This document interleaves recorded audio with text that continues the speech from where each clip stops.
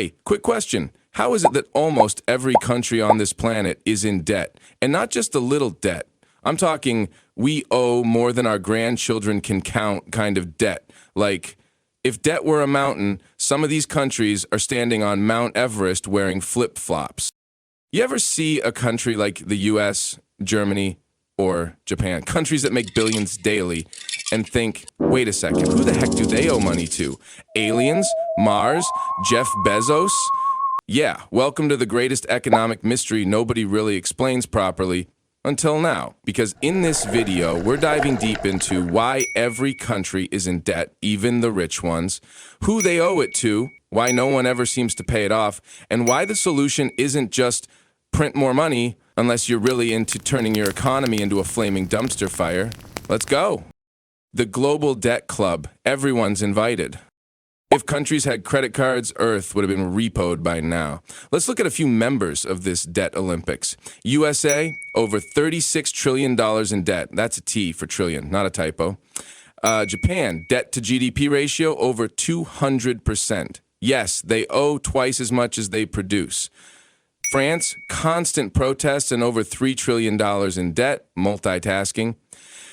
India, almost $3.5 trillion in climbing. In China, over $13 trillion. Communist capitalism is expensive, apparently. Even the so-called rich countries are basically flexing with Rolexes on credit. So what gives? Why is everyone from the richest to the poorest in debt? Are they bad at budgeting? Is there a massive group chat where they all agreed to pretend debt isn't real? Well, not quite. But to understand why this madness exists, let's start at the basics. What even is national debt, bro? National debt is just the total money a government owes. You could also call it public debt, government debt, or in some cases, oops. Now, here's where it gets fun. Governments don't take out payday loans like your shady cousin Ricky. Instead, they borrow money by selling bonds, little IOUs that say, hey, lend us money now and we'll pay you back later, pinky swear. They sell these bonds to other countries, their own people, commercial banks, investment funds, and sometimes their own government agencies. Yeah, they borrow from themselves. Oh, yeah. Very productive. It's like owing yourself $20, writing it on a sticky note, and feeling accomplished. Why can't countries just use their own money? Ah, the classic. If the government needs money, why not just print more? Simple, right? Wrong. Printing money isn't free candy. It's economic crack. Here's what happens when a government decides to go full printer mode. Value of money drops, prices skyrocket, people panic, bread costs $500,000. Looking at you, Zimbabwe and Venezuela. So instead of printing, governments borrow. Why? Because debt has consequences. Interest, repayment. It forces them to act at least somewhat responsibly. It's like choosing to pay for Netflix monthly instead of illegally downloading it and getting a court summons. Debt keeps governments in line. Sort of. Budget deficits, the gateway drug to national debt.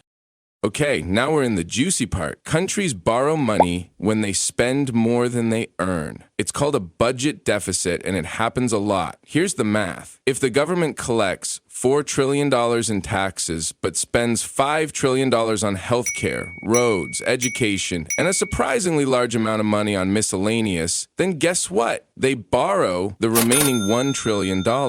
Now, can they just stop spending so much? Sure, but that means cutting social programs, prepare for riots, raising taxes, say goodbye to the next election, slashing defense budgets, good luck with that. So instead, they do the reasonable thing. They take out a loan like a broke college student pretending his overdraft is savings, investing in growth, aka smart debt. But not all debt is dumb. Sometimes borrowing makes sense, like when countries use it to build highways, construct schools, launch renewable energy programs, or fix their collapsing infrastructure. Looking at you, pothole capital of the world. This is called productive debt. It's the economic version of using a credit card to buy a course that actually helps you get a better job. These investments stimulate the economy, create jobs, and boost future income, i.e., taxes. In theory, the government borrows today so it can earn more tomorrow. It's like planting seeds with borrowed water. But of course that assumes they don't waste the money on marble statues and defense drones shaped like dolphins. Emergencies, when borrowing becomes survival. Here's where things get dramatic. Sometimes countries don't have a choice. A war breaks out, a deadly virus spreads, an earthquake flattens an entire city, or, worst of all, the economy just completely tanks. Enter emergency borrowing. Remember 2020? The U.S. borrowed $3.8 trillion in a single year to handle COVID-19. That's 18% of its entire economy. Without that cash, no stimulus checks, no business aid, and millions more jobless, this kind of debt is like swiping your credit card to buy food while your kitchen is on fire. Not ideal, but necessary. The rolling over debt, welcome to the never-ending loop. Here's a spicy little trick governments love to use. Borrowing money to pay off old, borrowed money. Yep, it's called rolling over the debt, and it's just as shady as it sounds.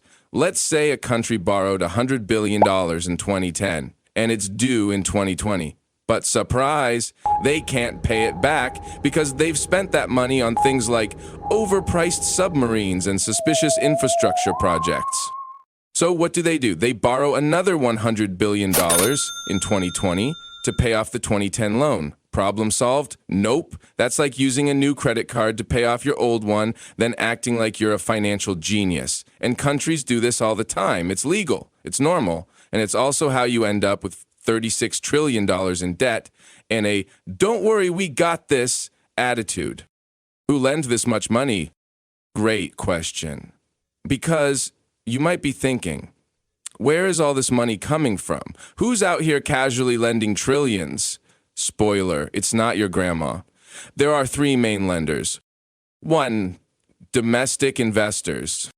Yes, your country borrows from its own people. When you buy a government bond, you're basically telling your government, here's some money, don't screw it up. Commercial banks, pension funds, even government agencies like Social Security in the U.S. buy bonds too. This is called intragovernmental debt, the government borrowing from itself. Because why not?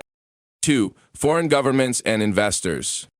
Other countries also buy bonds, like Japan and China, who collectively hold over $1.5 trillion in U.S. debt. Why? Because U.S. bonds are considered safe and give a nice little return. It's like rich countries lending each other money and charging interest, just for fun.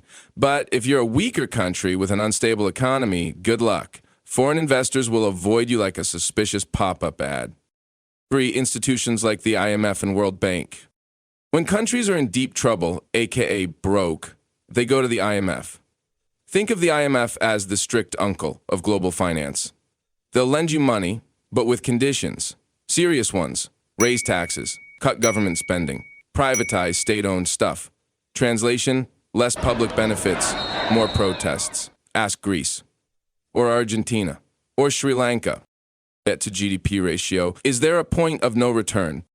So how much debt is too much? Economists often use the debt-to-GDP ratio to measure this. It's like comparing your credit card balance to your annual income. If your country makes $100 billion a year and owes $120 billion, that's a 120% debt-to-GDP ratio. In general, 60% or less equals safe zone. 80 to 100% equals yellow flags. Over 130% equals you're playing Jenga on a moving train. But wait, Japan has over 200% and they're still fine, so what gives? Turns out who you owe the money to matters.